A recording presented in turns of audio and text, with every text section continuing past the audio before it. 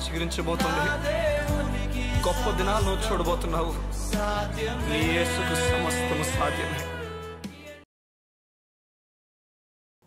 Good morning దేవుని ప్రియ కుమారుడా, good morning దేవుని ప్రియ కుమార్తె. Special good morning to you. ఈ ఉదయాన్న దేవుని గ్రంథములో కొరింథీ రాసిన పత్రిక, లేకపోతే కొరింథీ సంఘానికి పౌలు రాస్తూ ఒక మాట చెప్తాడు. మీరు కొందరు అపోలో వాళ్ళని, కొందరు పౌలు వారని, కొందరు కేఫాకు సంబంధించిన వ్యక్తులని మీరు విభజింపబడ్డారు. మీరు శరీర సంబంధమైన మనుషులుగా ప్రవర్తిస్తున్నారు. మీలో అసూయ ఉంది, మీలో కలహం ఉంది, గొడవలు పడుతున్నారు. ఈ విషయాలన్నీ మీరు చేస్తున్నారు. అయ్యో, మీరు శరీర సంబంధమైన మనుషులు కారా అని అడుగుతాడు. ఓ మాట చెప్తాను, జాగ్రత్త చూడండి దేవుని ప్రియ సంగమా. ఇంకా నీ జీవితంలో ఈ లోకపు గొడవల గురించి కానీ, ఈ లోకపు అసూయ భావాలు కలిగే వారికి ఎక్కువ ఉంది. వారు గొప్పగా ముందుకెళ్ళిపోతున్నారు, వారు గొప్ప అని చెప్పి నేను ఆలోచనతో నింపబడుతుంటే ఓ మాట చెప్తున్నాను, నేను నువ్వు ఉన్నదాంతో తృప్తి కలిగి ఉండలేకపోతున్నావంటే దేవుని లేఖనాలు నిన్ను శరీర సంబంధమైన వ్యక్తిగా నేను పిలుస్తుంది. అంటే అర్థం, శరీరాన్ని నువ్వు చూసుకుంటున్నావు, శరీర సంబంధమైన విషయాల కొరకు నువ్వు పరిగెడుతున్నావు, ఆత్మ సంబంధమైన విషయాల కొరకు నువ్వు పరిగెత్తలేకపోతున్నావు. ఈ ఉదయం నువ్వు మారాలి ప్రభువులో. కొరింథీ రాసిన పత్రిక చెప్తున్నాడు, శరీర సంబంధమైన మనుషులని నేను మాట్లాడాల్సి వస్తుంది. మీకు నేను అన్నం పెట్టాలని కోరాను, చాలా మీకు మంచి భోజనం, మంచి మాంసాహారం పెట్టాలని చూశాను, కానీ మీరు శరీర సంబంధమైన మనుషులుగా ఉండడం వల్ల మీకు పాలు ఇవ్వాల్సి వచ్చింది. అంటే దేవుని వాక్యం చెప్తూనే ఉన్నాను కానీ పాలే మీకు ఇవ్వాల్సి వచ్చింది. బలమైన ఆహారం మీకు పెట్టలేకపోయినా. చూడండి, బలమైన ఆహారం పొందుకున్నప్పుడు నువ్వు బలపరచబడతావు. తుఫాన్లో అలజడుల మధ్యలో నువ్వు నీరసించిపో, ధైర్యంగా నిలబడతావు, చెప్తావు నా దేవుడు నాకు తోడున్నాడు, గొప్ప కార్యాలు నేను చూస్తాను. ఇలా నువ్వు లేకపోతుంటే, ప్రతిదానికి నీరసించిపోతుంటే నువ్వు పరీక్షించుకోవాలా, శరీర సంబంధమైన మనిషిగా నువ్వు అయిపోయావేమో.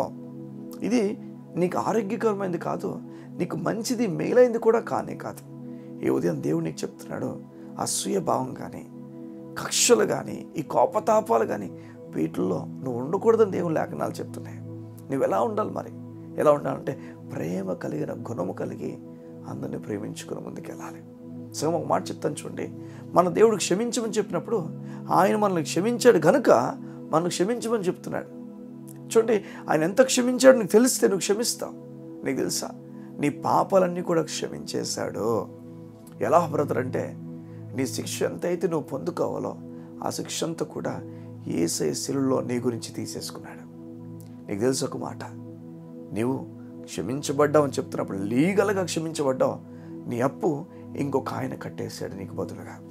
నీవు పాపాన్ని చేతో మరణం అనుభవించాలి, ఆ మరణం అంతటిని కూడా ఇంకొక ఆయన నీ నిమిత్తం అనుభవించేశాడు. ఇప్పుడు దేవుడు చెప్తున్నాడు, నీపై నేను కోపంగా లేను, ధైర్యంగా రా, నీవు నేను కలబోతున్న ఉన్నతమైన కార్యాలు నీకు జరగబోతున్నాయి. దేవుడు నీకు ఉన్నతమైన కార్యాలు చేయబోతున్నాడు. దేవుని ప్రియ సంగమా, సోలిపోవద్దు, కూలిపోవద్దు, ఒంటరైపోతున్న భావంతో నువ్వు ముందుకెళ్ళొద్దు. దేవుని కార్యాలు నువ్వు ఖచ్చితంగా చూడబోతున్నావు. ఈ అసూయ భావం ఎందుకని నీకు? ఎందుకని నువ్వు ఒంటరిగా ఆలోచిస్తున్నావు? ఎందుకని వారికి ఏదో అధికమైపోతుందని చెప్పి అలా నువ్వు అస్తమానం వారి గురించే మాట్లాడుతున్నావు? ఎందుకని నీ రూమ్లో నీ భర్తతో కావచ్చు, నీ భార్యతో కావచ్చు, ఇతరులతో కావచ్చు, అమ్మతో నాన్నతో కావచ్చు, అదే మాటలు మాట్లాడుతున్నావు? ఆ ముసలమ్మ ముచ్చట్లు ఇక మీదట వద్దని దేవుని లేఖనాలు చెప్తున్నాయి. అరే, వారి వెళ్ళని, వారి ప్రయాణం వారిదే. నిన్ను దీవించాల్సిన దేవుడు నేను దీవిస్తాడు. నువ్వు గొర్రెలు కాపురవేమీ రోజు అసూయ పడద్దు, నేను దేవుడు త్వరలో రాజుగా చేయబోతున్నాడు, గుర్తుపెట్టుకో. సౌలు ఎలాంటి వాడంటే రాజు అయిపోయినప్పటికీ అసూయభావం ఉండిపోయింది. 10,000 కొలదని చెప్పి దావీదు గురించి చెప్పిన తర్వాత మనసులో తట్టుకోలేకపోయాడు. ఆ స్త్రీలందరూ పాడుతున్న పాట మనసులో తట్టుకోలేక ఎంతగానో ఏం చేశాడంటే దావీదును ఇంకా చిత్రహింసలు పెట్టడానికి ఇష్టపడ్డాడు. తనని ఈటితో చంపడం చూసేశాడు. చూడండి, ఈ అసూయ భావం ఎలా చేస్తుంది ఒక వ్యక్తిని. అలాంటి వ్యక్తిగా నువ్వు ఉండొద్దు. కలహాలు, ఈ గొడవలు పడద్దు. బైబిల్ చెప్తుంది, ఇంతకుముందు మనం చెడగా బ్రతికేవారు, ఇప్పుడైతే కోపంతో కూడా వెళ్ళొద్దు ముందుకు. ఒకవేళ కోపం వస్తే సూర్యుడు అస్తమించే లోపు అది వెళ్ళిపోవాలా, ఆ గొడవ తీరిపోవాలా, ఇంక ఉండకూడదు. అది మనకి బైబిల్ చెప్తుంది. ఆ విధంగా ఎలాంటి బ్రతుకు నువ్వు బ్రతుకుతున్నావు ఈ లోకంలో? శరీర సంబంధం వ్యక్తిలో బ్రతుకుతున్నావా? నీకు తెలుసు కాలం రాబోతుంది, దేవుడు త్వరగా వచ్చి మనం తీసుకుని వెళ్ళిపోబోతున్నాడు. ఎలా ఈ లోపు ఎలా బ్రతకాలి? అంత మాత్రమే, క్షణం మాత్రం నీ బ్రతుకును ఎలా బ్రతుకుతూ మనం ముందుకు వెళ్ళాలి. ఇష్టాసారంగా బ్రతకడానికి లేవు, శరీర సంబంధమైన వ్యక్తులుగా బ్రతకడానికి లేవు.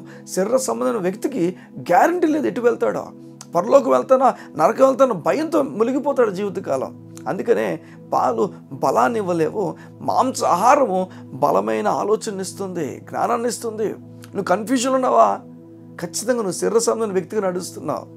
నువ్వు ఇక లేదు, నువ్వు ప్రభులో నిలబడు, దేవుని వాక్యాన్ని తీసుకో, చదవాలి, దేవునితో గడపాలి. అది నీ జీవితాన్ని మారుస్తుంది. కళ్ళు మూసుకుంటావా? ఈ ఉదయం నీ గురించి ప్రార్థన చేస్తున్నాను. ఈ ఉదయం చెప్పు, శరీర సంబంధమైన ఆలోచన విడిచిపెట్టేస్తున్నానయ్యా, నీ కొరకు నా జీవితం ఇస్తున్నాను. కళ్ళు మూసుకుందాం. మా ప్రియ పరలోకపు తండ్రి, నీకు వందనాలు. నీ బిడ్డలు శరీర సంబంధమైన ఆలోచన విడిచిపెట్టి నీ కొరకు బ్రతకడానికి ఇష్టపడుతున్న గొప్ప జీవితం వరకు కలుగుజేయండి యేసునామములో. అసూయ తీసివేయండి, కలహాలు తీసివేయండి, గొడవలు, కోపతాపాలు, ఒకరి నుంచి ఒకరు పోలిక తీసివేయండి. సంపూర్ణంగా నీపైన ఆధారపడ్డ వరకు నేర్పించండి యేసునామములో. ఘనమైన కార్యాలు వారికి జరుగునుగాక యేసునామములో. యేసునామమున ప్రార్థించుచున్నాము తండ్రి. ఆమేన్, ఆమేన్, ఆమేన్. ఇక అసూయవద్దు, ఇక కలమొద్దు, ఇక గొడవలు పడద్దు. దేవుని కుమారుడు కుమార్తెగా ముందుకు వెళ్ళాం. God bless you. See you tomorrow.